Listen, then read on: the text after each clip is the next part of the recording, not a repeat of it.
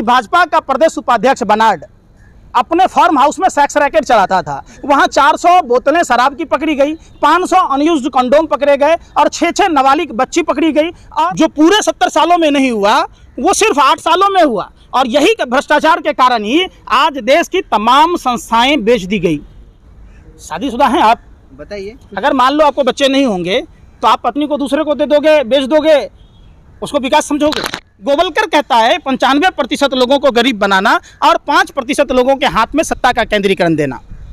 आज यही तो है था कि आखिर जिस गुजरात में शराब बंद है वहां शराब कहां से आया और भाजपा का जिला अध्यक्ष शराब कहां से पिया, तो सारे परत खुल जाते। सरकार की मंशा ऐसी नहीं है सर। आप पहले भी देखा होगा गुजरात में कि ड्रग्स के खेप बार बार पकड़े गए। अडानी के पोर्ट पर 30,000 टन पकड़ा गया था, 2 कंटेनर पकड़ा गया। कई बार गुजरात में ऐसा 10 बार हुआ होगा जो ड्रग्स का खेप पकड़ा गया। उसी गुजरात में स्वामीनाथ मंदिर में 2000 नोट छापने की जाली मशीनें पकड़ी गई, तब भी कोई कार्रवाई नहीं हुई, नोट भी बरामद हुआ। अब सवाल है कि इसमें कहीं ना कहीं सत्ता पक्ष की संलिप्तता अगर नहीं है तो सरकार को क्लियर करना चाहिए सर। आखिर उसी गुजरात में जो गुजरात राष्ट्रपिता महात्मा गांधी और सरदार पटेल के तौर पर पूरे विश्व में विख्यात है और आधुनिक भारत के निर्माण में, आधुनिक भारत के जो नवनिर्माण में अहम भूमिका निभाता है, आखिर उसी गुजरात में बार बार ड्रग्स का, जहरीली शराब का, तो 2000 के नोट छापने की मशीन का पकड़ा जाना एक बहुत बड़ा सवाल है। कि भाजपा का प्रदेश उपाध्यक्ष बर्नार्ड अपने फार्म हाउस में सेक्स रैकेट चलाता था। वहां 400 बोतलें शराब की पकड़ी गई, 500 अनयूज्ड कंडोम पकड़े गए और 6 नाबालिग बच्ची पकड़ी गई। और जो बर्नार्ड भारतीय जनता पार्टी का प्रदेश उपाध्यक्ष मेघालय का, वो हापुड़ में पकड़ा गया, तो उसके उत्तर प्रदेश से मेघालय का क्या कनेक्शन है, ये भी जांच का सबसे बड़ा सवाल है। कि ये लोग बात तो करते हैं हिंदू धर्म की, बात तो करते हैं राम और कृष्ण की, और काम करते हैं हिंदू धर्म के विपरीत। आप देखा, अरे सुन तो लीजिए भाई, आप कहाँ क्यों जा रहे हैं? हथियारों का सप्लायर तारिक भी भारतीय जनता पार्टी से था। कैलाश विजयवर्गीय का राइट हैंड ध्रुव सक्सेना भी भारतीय जनता पार्टी के करीबी था। आपने देखा होगा अमरनाथ में जो विघ्न डालने वाला था तालिब हुसैन, वो भी भारतीय जनता पार्टी के साथ करीबी था। तो आप पेमुला गोस्वामी को भी देखा होगा जो कोकीन के साथ पकड़ी गई थी। तो सारे जितने कुकर्म हैं, जिस शारदा नारदा की बात हो रही थी, शुभेंदु अधिकारी भी भारतीय जनता पार्टी में है, प्रतिपक्ष का नेता है। असम का एक मुख्यमंत्री भी शारदा में था। तो जहां सीबीआई ईडी लगातार छापे मार रही थी, वो सीबीआई ईडी आज गूंगा और बहरा कैसे हो गया? कर रही है ना, उसको सांप कैसे सूंघ गया? अरे कर रहा होता तो भी मुख्यमंत्री नहीं होता ना। अगर कर रहा होता तो शुभेंदु अधिकारी प्रतिपक्ष का नेता नहीं होता ना। कर क्या रहा है? कर रहा होता तो अरविंद नेगी के बारे में जानकारी होती ना, जिसको गैलेंट्री अवार्ड दिया गया था। भारत की खुफिया जानकारी पाकिस्तान को दे रहा था। अगर हो रहा होता तो डीएसपी देवेंद्र सिंह पर कार्रवाई की बात होती ना, तो उस पर भी बात नहीं हुई ना। क्या कर रहा है बताओ ना ये चीज। गुजरात मॉडल को कहा जा रहा है, क्या की चीजें? गुजरात मॉडल तो आपने देखा होगा, अहमदाबाद गुजरात की राजधानी थी। जब अमेरिका के राष्ट्रपति का स्वागत किया गया तो गुजरात मॉडल का तो उसी समय जो दीवार बना था वो अमिताभ बच्चन के दीवार को भी फेल कर दिया, फेमस हो गई थी। अरे हिपोक्रेसी की भी कोई सीमा होती है भाई। आप उसी गुजरात में देखा होगा जब नर्मदा पर नहर परियोजना के तहत जो नहर बनाई गई थी, पानी के टेस्टिंग से ही बह गया। आपने गुजरात का वो नेशनल हाईवे भी देखा होगा ना, जो रुई का बना हुआ था, कागज़ का बना हुआ था, जो गल गया। आप बुंदेलखंड का भी देख लीजिए, भोपाल का देख लीजिए। तो ये कोई गुजरात मॉडल भाजपा का मॉडल नहीं है, ये सब ठग मॉडल है, भ्रष्टाचार का मॉडल है। बशर्ते देखने की बात है। लेकिन टीवी पे डिबेट्स नहीं चल रही इनको लेके। कैसे डिबेट चलेगा? एक भी, आप दिल्ली में रहते हैं जहां प्रधानमंत्री रहते हैं, प्रधानमंत्री स्वास्थ्य मंत्री के आवास के चंद कदमों की दूरी पर आज़ादी का जहां अमृत महोत्सव काल मनाने के नाम पर अरबों रुपया पानी में फूका जा रहा है, वहां मातृशक्ति को प्रधानमंत्री आवास से चंद कदमों की दूरी पर मातृशक्ति को खुले आसमान के नीचे बच्चों को जन्म देना पड़ा। आप जाकर देखिए एम्स की दुर्दशा। और वहाँ सफदरजंग में किसका गार्ड है? भारतीय जनता पार्टी आर के सिन्हा का। और वही गार्ड मनमाड़िया जी जो स्वास्थ्य मंत्री हैं उनकी भी पिटाई कर दिया था। तो क्या दिखाइएगा आप लोग दिखाते नहीं ना, और नहीं कोई प्रिंट मीडिया दिखाता, इलेक्ट्रॉनिक मीडिया दिखाता, ऑनलाइन मीडिया, कहीं चर्चा ही नहीं होती। स्वास्थ्य की बात कर रहे हैं, शिक्षा, बेरोजगारी, महंगाई, इन तमाम चीज़ों की बात कर रहे हैं, जहरीली शराब की बात कर रहे हैं, लेकिन मुद्दा तो है ही नहीं। मुद्दा है हिंदू मुसलमान, मंदिर मस्जिद।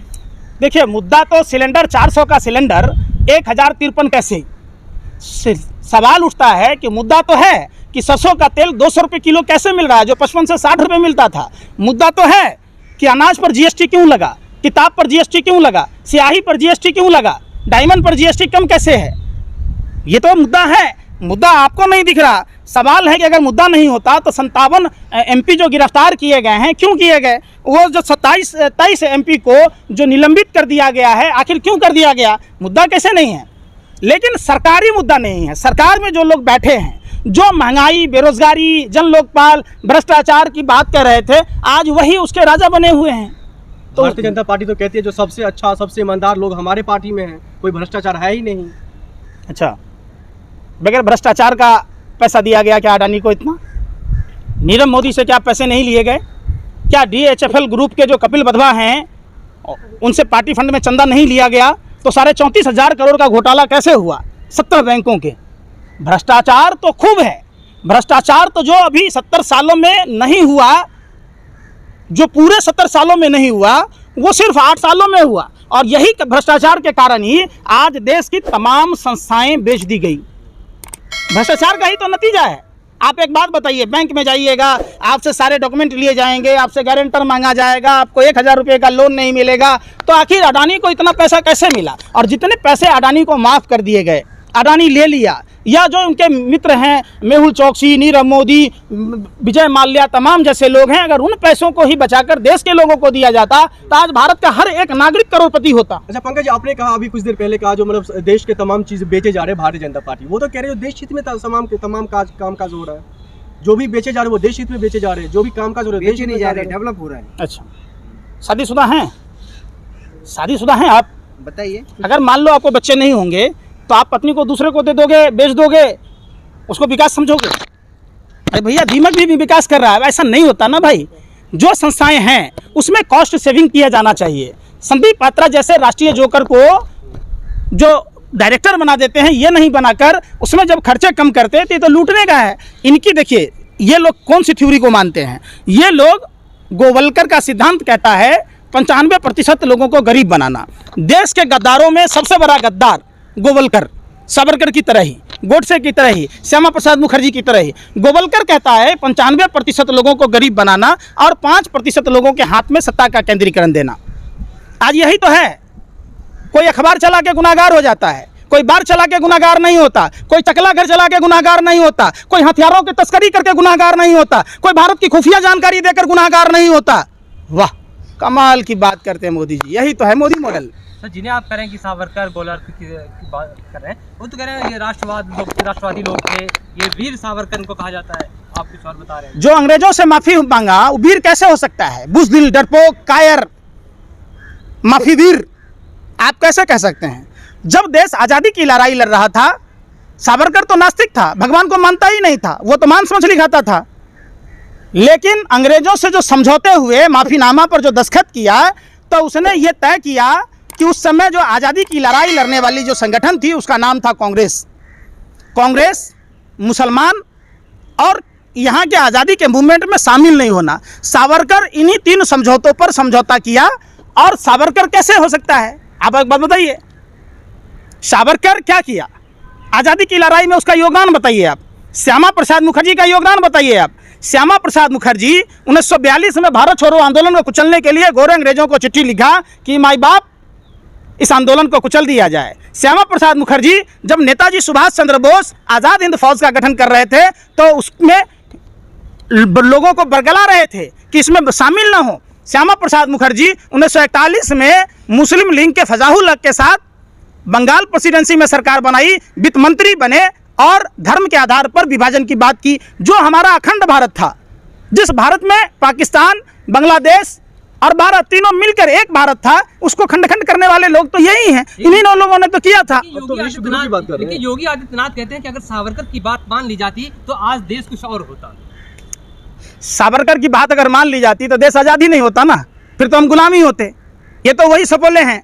एक बात बताइए कि अंग्रेजों ने 1945 में गोरखपुर के महंत को पिस्टल क्यों दिया, और वो पिस्टल 3 दिन बाद चोरी कैसे हो गया? गोरखपुर का जो मठ था वो तो गोरखपुर में था, तो ये गोडसे के पास कैसे गया? गोडसे ने अपने हाथ में अब्दुल्ला नाम क्यों गुदवाया? और गोडसे ने अपना खतना क्यों कराया? और वो, अरे सुन तो लो, सुन लो, क्रांतिकारियों का अपमान मत करो। बहुत खून पसीना उन्होंने फांसी के फंदे को चूमा, उन्होंने अपनी कुर्बानी दी, तब जाकर मुल्क आज़ाद हुआ है। ऐसे कुर्बानियों के बारे में बयान नहीं करते। कुर्बानी कोई अंग्रेज़ों की दलाली करने, चौका बर्तन करने से नहीं मिली है। अंग्रेज़ों को 7 समुंदर पार खदेड़ा गया, तब जाके देश आज़ाद हुआ है। आप बताइए ना। तो सवाल उठता है कि वही पिस्टल जो अंग्रेज़ों ने 1945 में गोरखपुर के महंत दिग्विजय नाथ को दिया, वही पिस्टल चोरी होने के फायर के बावजूद 3 साल तक ये षड्यंत्र चलता रहा। 45 से लेकर 48 में जाके महात्मा गांधी की हत्या हुई, तो आपको नहीं दिखा? अगर गोडसे क्रांतिकारी था, हिंदू था, तो जिन्ना की हत्या क्यों नहीं किया? गुलाम हुसैन अब्दुल्ला खां की हत्या क्यों नहीं किया? आप फजाउल की हत्या क्यों नहीं किया? साफ है, समझिए, ये आज भी मुल्क को गुलामी की ओर ढकेलने के लिए अग्रसर हैं।